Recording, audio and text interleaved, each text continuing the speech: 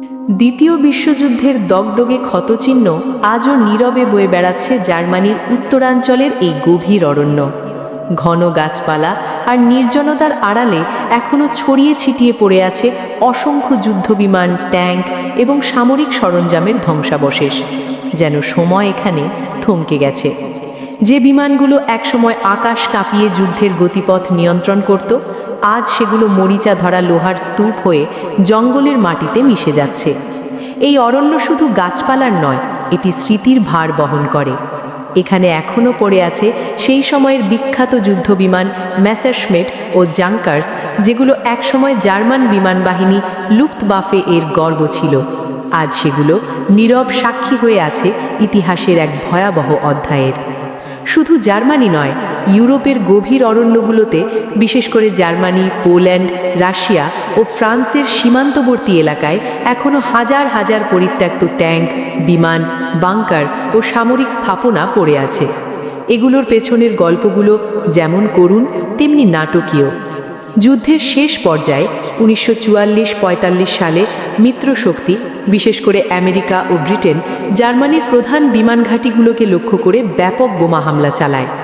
প্রায় ধ্বংস হয়ে যায় অধিকাংশ এয়ারবেস। সেই সংকটময় মুহূর্তে লুফটওয়াফে গ্রহণ করে এক অদ্ভুত কিন্তু বুদ্ধিদীপ্ত কৌশল। জার্মানির বিখ্যাত হাইওয়ে অটোবানের পাশের গভীর জঙ্গলগুলোকে তারা অস্থায়ী বিমান ঘাঁটি হিসেবে ব্যবহার করতে শুরু করে। দিনের বেলা বিমানগুলো গাছের ডালপালা, পাতা ও জালের আড়ালে ঢেকে রাখা হতো, যেন আকাশ থেকে শত্রু বিমানের চোখ এড়ানো যায়। কিন্তু যুদ্ধ শেষ হবার পর পুরো ইউরোপ জুড়ে এমন ভয়াবহ ধ্বংসস্তূপ ছড়িয়ে পড়ে যে গভীর জঙ্গল থেকে এসব ভাঙা বিমান ও সরঞ্জাম উদ্ধার করার মতো সময়, অর্থ কিংবা মানসিক শক্তি কারোরই ছিল না। উপরন্তু অনেক বিমানের ভেতরে অবিস্ফোরিত বোমা ও মাইন থাকার আশঙ্কা ছিল। এই ভয়ে স্থানীয় মানুষজনও সেগুলোর কাছাকাছি যেতে সাহস করত না। ফলে ধীরে ধীরে প্রকৃতি এগুলোকে নিজের করে নিয়েছে।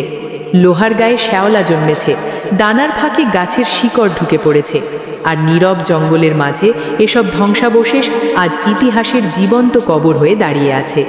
এই জঙ্গল আমাদের মনে করিয়ে দেয়, যুদ্ধ শুধু মানুষই ধ্বংস করে না, সময়ের বুকে রেখে যায় এমন সব ক্ষত যা দশকের পর দশক পেরিয়েও মুছে যায় না।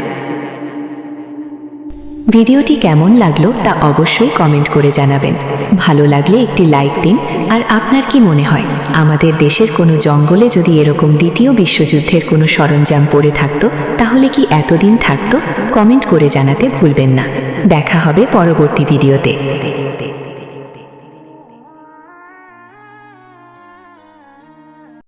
So much more.